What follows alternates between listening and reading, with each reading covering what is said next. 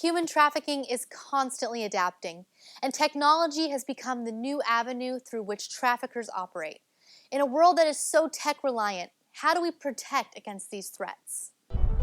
If you are a parent, it is so important to sit down with your kids and talk to them about the importance of their safety and awareness to those around them. Absolutely, and these conversations can be difficult, but they are important and necessary to keeping our families safe. Did you know that the average age to enter into U.S. sex trade is between just 12 and 14 years old? Parents, we want to help you keep your kids safe. That's right. Traffickers target victims online and at places like shopping malls, bus stops, after-school functions, and even sporting events. We have to stay on our tippy toes and be alert. But there are some things that you can do to prepare your kids. 1, they should know their address and phone number, how and when to call 911, and what to do if they feel unsafe around any adult. And 2, make it clear to your child or teen that it is never okay for an adult to ask them to keep a secret from you. And 3, the internet keeps getting more dangerous as time goes on. So how can we fight this? We can set up online parental monitoring systems, activate parental controls on your child's devices, and charge your children's electronics in your bedroom at night. Bottom line, know what your kids are doing online. Stay connected with them and keep the conversation open and honest. Lastly, and most importantly, establish trust and communication with your kids. Cultivate a safe and open environment for them to come to you if they ever need anything. These simple steps can drastically reduce the chance that your child will fall victim to the predators that want to bring harm to them or your family. Yes, and for more advice, please visit us at www.stoptraffickwalk.org.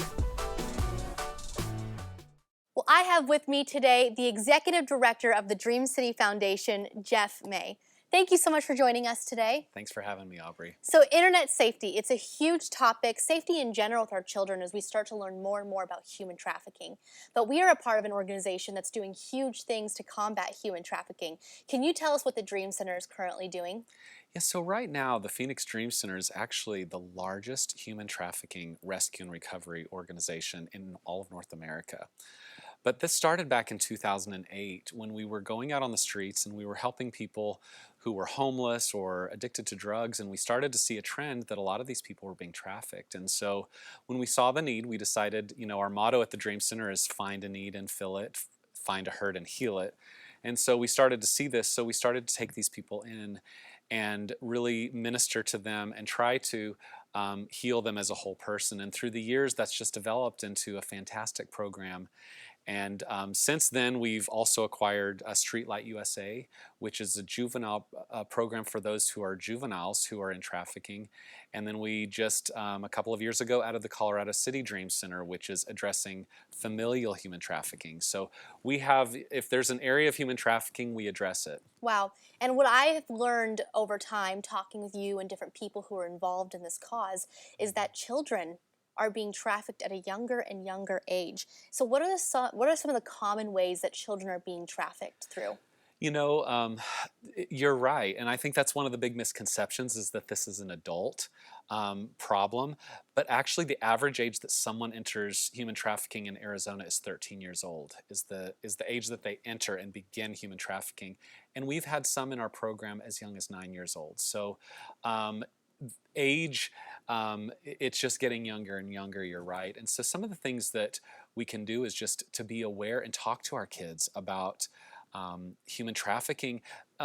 Some of them are too young to understand what human trafficking necessarily is, but to make them aware that there are people out there who might want to do harm to them, and they just need to be careful and to see if they see something, to say something. Yeah.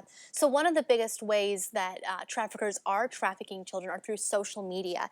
And so why are they using social media? Social media has some fantastic things with it. We can connect with family and friends that we haven't seen, but it also has a very dark side.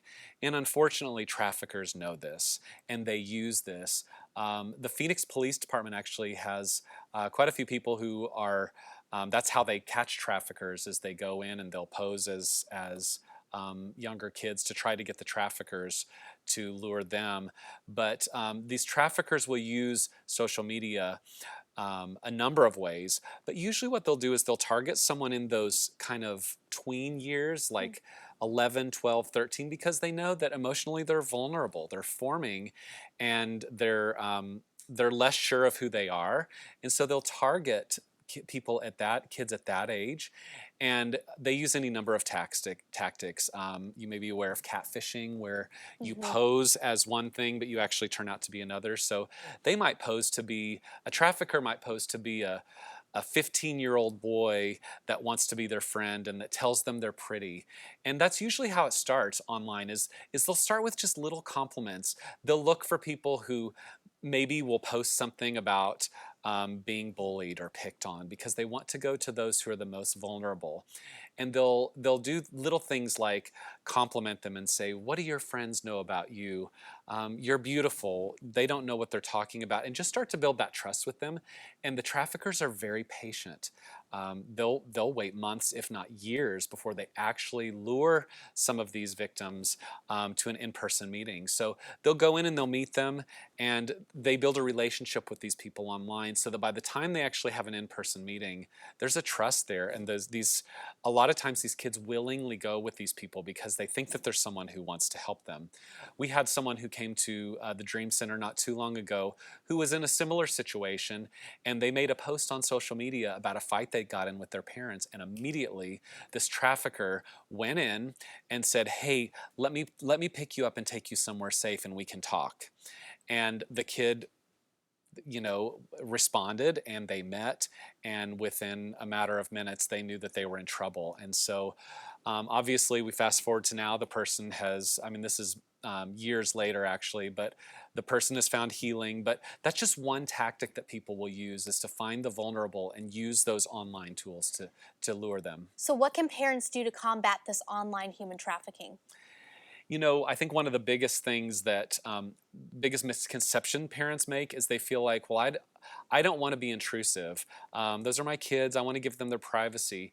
And we have to remember as parents that we are their parents, and we're their parents first, and their friends, that's down the road. We have a responsibility to protect our kids. So we need to monitor our kids' online activity and be aware of what they're doing online. Absolutely. Well, thank you so much for sharing these tips. It's so important. The more we hear, the more we are aware. So, thank you for bringing to our attention what could be happening and how we can help protect our children at these different vulnerable ages. Well, if you want to find out more about what the Phoenix Dream Center and Dream Centers all across the nation are doing to help combat human trafficking, go to phoenixdreamcenter.org to find out more information.